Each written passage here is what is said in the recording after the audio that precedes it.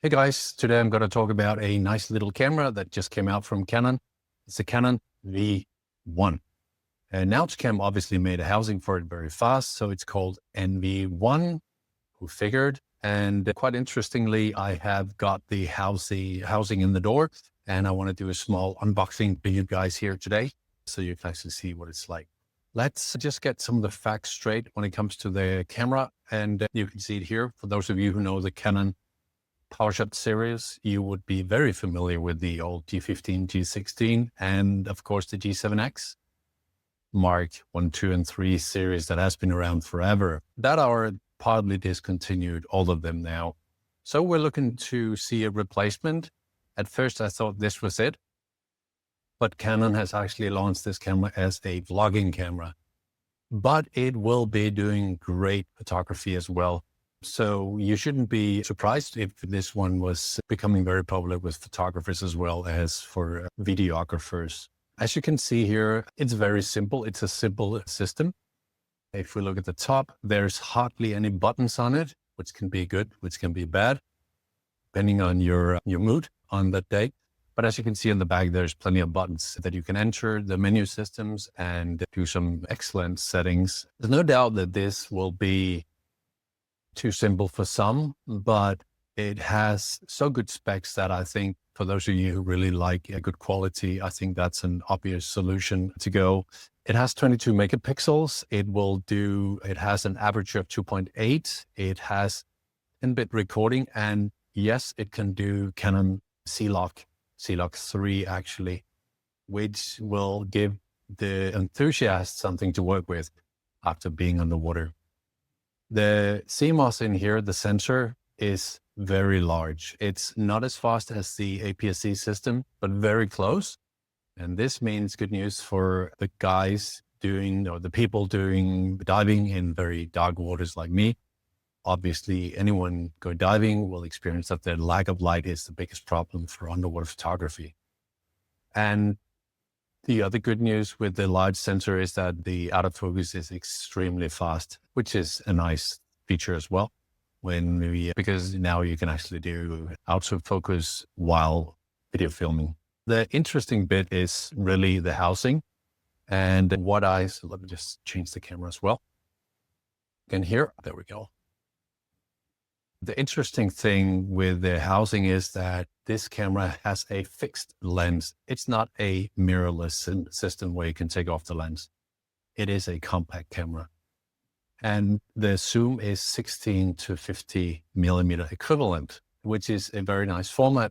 Those of you who have been working with Sony would know that this format is extremely good for Nauticam's wet lens system.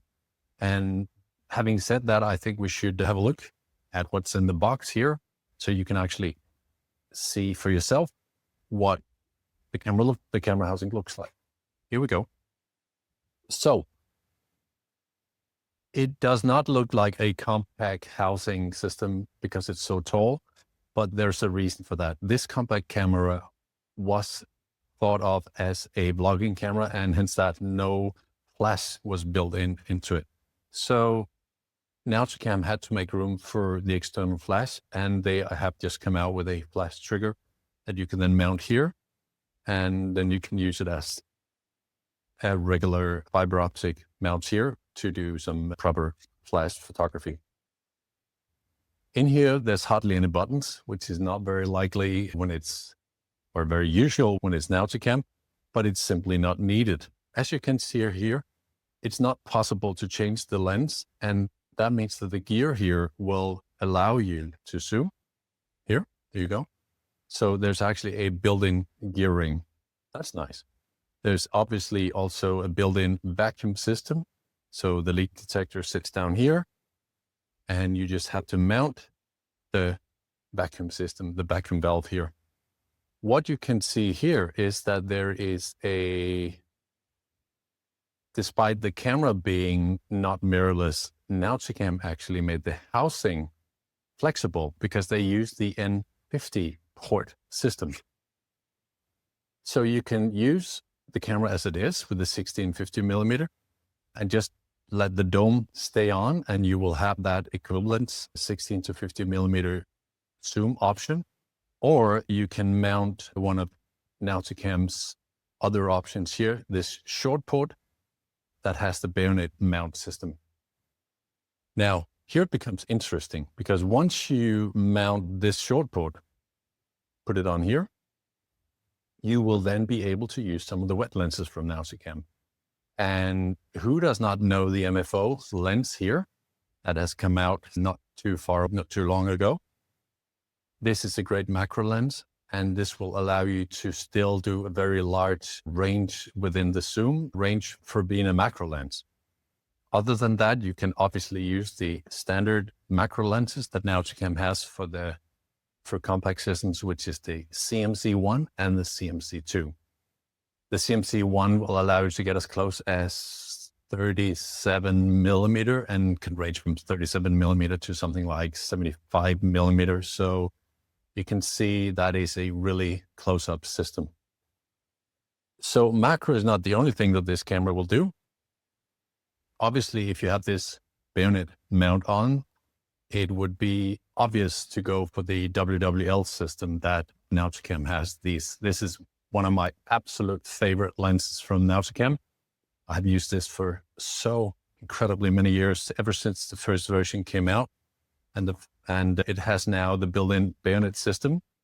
So you can mount this 130-degree lens directly onto this housing, which makes it a really powerful system. So instead of this small dome port that just allows you to keep the format that the camera is, you can then have the macro system, and you can add the WWL system here, which gives you a power tool to do anything that you really want. And because the sensor is so big, you have a lot of juice in the files.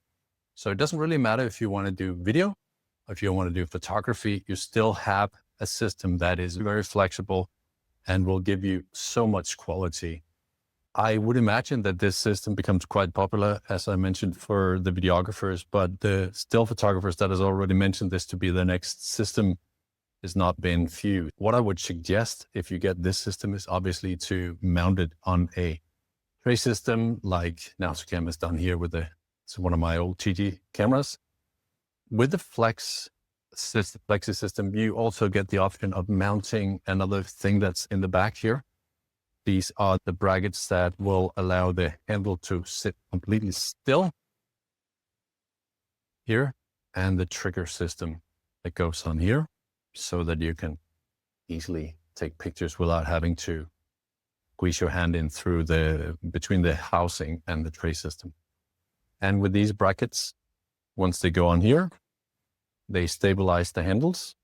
And if you use light, like long arms and video lights, some videographers would know that there's a tendency to wobbling if you're in current or if you move the system fast.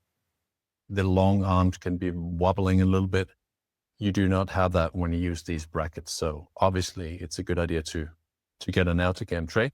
And I'm sure this system is going to come out as a pro version as well, where the vacuum system and the tray has already been built onto it. Overall, nice little system here. Let's go back and have a look. Yep. And let's put this one back so it doesn't look so amputated. Boom. Nice package. And certainly interesting to see something new from Canon. We've been looking to get a new compact system for such a long time. And let's see if Canon has more in the back. But for now, I think this is a fantastic option for those of you who really like the compact system. And the quality of this system is definitely giving you something extra for those of you who want to upgrade from your old GT7. So go ahead and look into it.